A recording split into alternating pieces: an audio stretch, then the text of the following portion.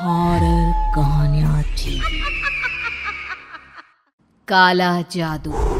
अपने बेटे रिशु के माथे से टपकते हुए पसीने को देखकर सविता की हालत खराब हो गई। ऐसा आज पहली बार नहीं हुआ जब रिशु नींद से घबराकर जागा है। हाय मेरा बच्चा, न जाने किसकी नजर लग गई है तुझे। जब से मेरे बच्चे ने 10वीं के एग्जाम में स्कूल टॉप किया है तब से रोज बुरे बुरे सपने आने लगे हैं। हाँ माँ, मैंने आज फिर से एक काले साए को देखा। वो यहीं मेरी आंखों के सामने खड़ा था। माँ मुझे बचा लो माँ। वो मुझसे कह रहा था कि मुझसे बदला लेगा। माँ कहीं ये प्रशांत। चुप कर, कैसी बात कर रहा है? दोबारा उसका नाम मत लेना। तुझे पता है ना, उस प्रशांत ने आत्महत्या कर ली, तो बार बार उसका नाम मत लिया कर। मम्मी, क्या सच में प्रशांत ने आत्महत्या की थी? चुप कर, बहुत सवाल पूछता है आजकल। और फिर रात के वक्त सविता के पूरे घर में एक अजीब सा काला धुआं छाने लगा। गहरी नींद में सोई सविता की जैसे ही आंख खुली उसका दम घुटने लगा। वो दौड़कर रिशु के रूम की तरफ गई जहां उसके दरवाजे पर घूमती एक काली परछाई देख वो बुरी तरह से घबरा गई। कौन है वहाँ? कौन है? सामने आओ। ये मैं हूँ, तुम्हारी काली करतूत। और अब मैं तुम्हारे बेटे को ले जाने आया हूँ। नहीं, मेरे बच्चे को छोड़ दो प्लीज। मेरे रिशु को कुछ मत करना। वो परछाई रिशु के कमरे में घुस जाती है। सविता भी उसके पीछे पीछे दौड़ कर जाती है और देखती है कि अब वो साया साफ नजर आ रहा था। वो सर से पैर तक खून में सना हुआ था और उसके शरीर के सारे अंग कटे फटे हैं। क्या चाहिए तुम्हें? तुम जो बोलोगे मैं करूंगी, लेकिन मेरे रिशु को छोड़ दो। उस परछाई ने रिशु को गर्दन से पकड़कर दीवार के सहारे हवा में उछाल दिया। रिशु जोर जोर से चिल्लाने लगा। माँ बचाओ मुझे, बचा लो माँ, ये मुझे मार डालेगा। माँ मुझे बचा लो माँ। नहीं ऐसा मत करो, मुझे मार दो लेकिन मेरे बच्चे को छोड़ दो। मैं तुम्हारे आगे हाथ जोड़ती हूँ। वो परछाई रिशु को जमीन पर गिरा देती है और अचानक वहां से गायब हो जाती है। रिशु, मेरा बच्चा, तू ठीक तो है ना? कुछ बोल बेटा, क्या हुआ है तुझे? मैं ठीक हूँ माँ। क्या हुआ था यहाँ पर? कुछ नहीं बेटा, कुछ नहीं। तू परेशान मत हो। हम कल ही गांव के बाहर जो तांत्रिक महाराज रहते हैं उनके पास चलेंगे। ठीक है माँ, हम जल्द ही उनके पास चलेंगे। मुझे बहुत डर लग रहा है माँ। ये बार बार मुझे डरावने सपने आना, ये सब हमारे साथ क्यों हो रहा है माँ? अगले दिन सविता अपने बेटे रिशु को लेकर गांव के बाहर तांत्रिक के पास जाती है। जिस जगह पर तांत्रिक रहा करता था वो जगह बहुत डरावनी थी। चारों तरफ कंकाल और खूब भूतियां नजर आ रही थी। गांव से दूर वीराने में उस जगह पर जोर से आंधी चल रही थी। रिशु ने डर कर अपनी माँ का हाथ पकड़ लिया। माँ मुझे बहुत डर लग रहा है। ये कैसी जगह है? देख बेटा, हमारे साथ जो कुछ भी हो रहा है उसका इलाज सिर्फ और सिर्फ ये तांत्रिक महाराज ही बता सकते हैं। अब यही है जो हमें प्रॉब्लम से बाहर निकाल सकते हैं। जैसे ही सविता और रिशु तांत्रिक की झोपड़ी के अंदर पहुंचे, वहां का नजारा देखकर उनकी आंखें फटी की फटी रह गई। तांत्रिक की झोपड़ी के अंदर कई सारे लोग अपनी गर्दन घुमा घुमा कर जोर जोर से चीख रहे थे। कौन हो तुम और यहाँ क्यों आई हो? महाराज, मेरे बेटे को कुछ दिनों से एक डरावनी काली परछाई नजर आती है और कल रात उसने मेरे बेटे पर हमला भी कर दिया।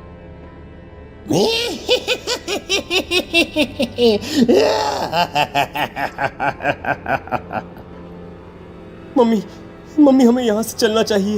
ये जगह मुझे ठीक नहीं लगती। नहीं बेटा, ऐसा नहीं कहते। रुक जाओ, 2 मिनट के लिए रुक जाओ।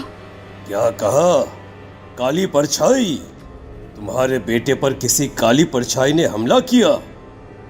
हाँ महाराज, वो कह रही थी कि वो मेरे बेटे को कुछ कर देगी, कोई उपाय बताइए महाराज।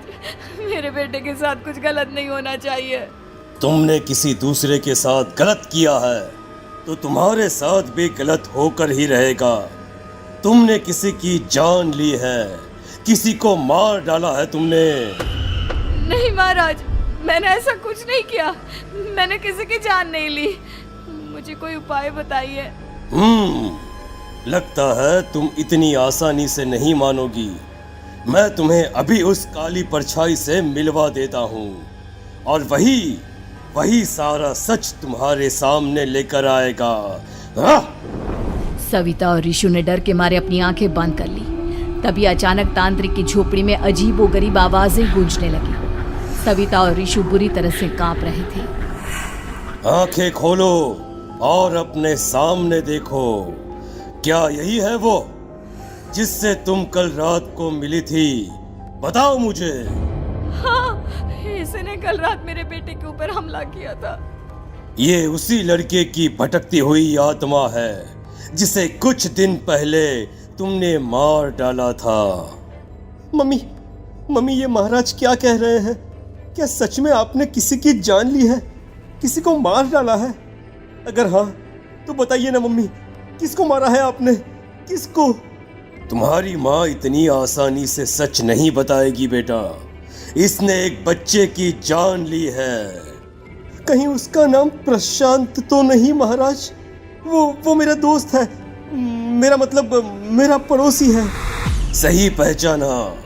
देखा सविता, तुम्हारा खुद का बेटा भी जानता है कि तुमने किसी के प्राणों की बलि चढ़ा दी और इसीलिए अब उसकी बुरी आत्मा तुम्हारे घर में भटकती है। मुझे माफ कर दीजिए महाराज, मुझसे बहुत बड़ी गलती हो गई।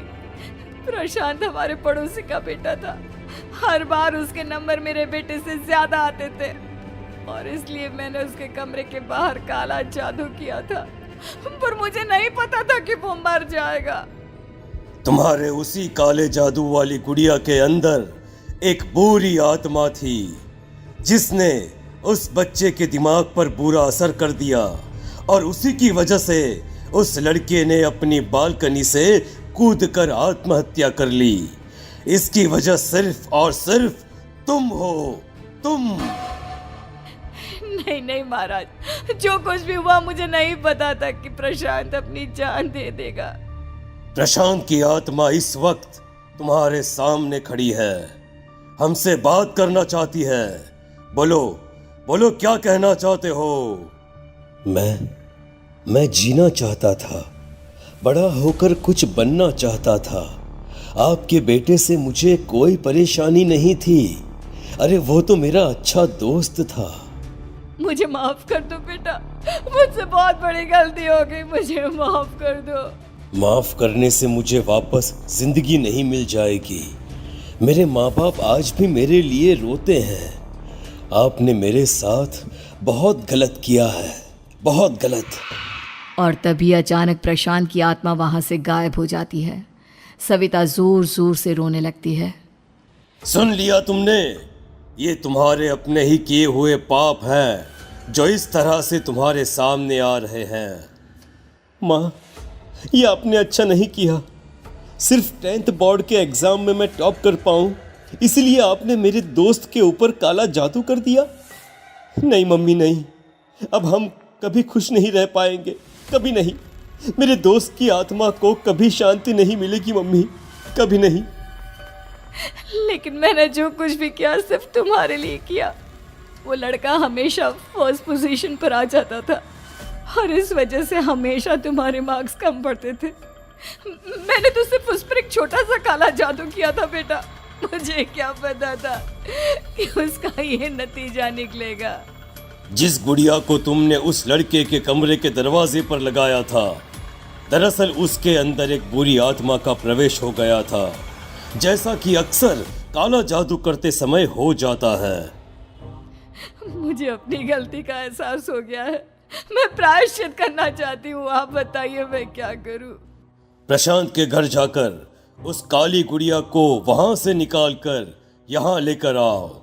मैं उसे आग में जलाकर राख कर दूंगा और उसके बाद प्रशांत की आत्मा को हमेशा के लिए मुक्ति मिल जाएगी।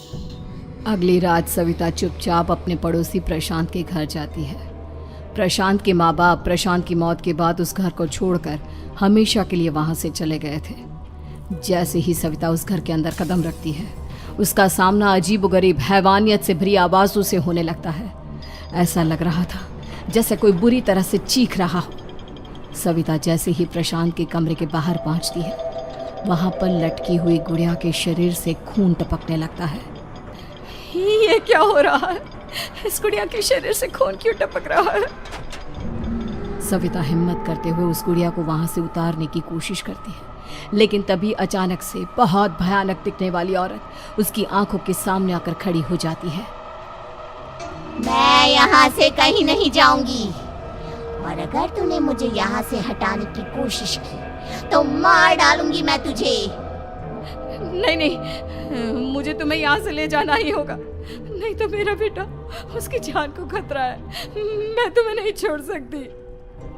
अगर तुम्हारे अंदर हिम्मत है तो मुझे इस घर से बाहर ले जाकर दिखाओ। और ऐसा कहकर वो औरत सविता के ऊपर हमला कर देती है और उसे हवा में उछाल उछाल कर जमीन पर पटकती है। लेकिन तभी अचानक मौका देखकर सविता अपने हाथ में ली हुई सुई उसके हाथ में चुभो देती है। हाथ में सुई लगते ही वो औरत जमीन पर तड़पने लगती है। ये क्या किया तूने? ये क्या कर दिया? तुझे ऐसा नहीं करना चाहिए था। तांत्रिक ने मुझे कहा था कि तुझसे जीतने का सिर्फ यही एक तरीका है जिससे मैं अपने पापों का प्रायश्चित कर सकती हूँ और अपने बेटे की जान बचा सकती हूँ। और उसके बाद वो डरावनी दिखने वाली औरत एक छोटी सी जादुई गुड़िया में तब्दील हो गई और सविता ने उसे ले जाकर तांत्रिक को दे दिया। तांत्रिक ने जादुई गुड़िया को आग के हवाले कर दिया।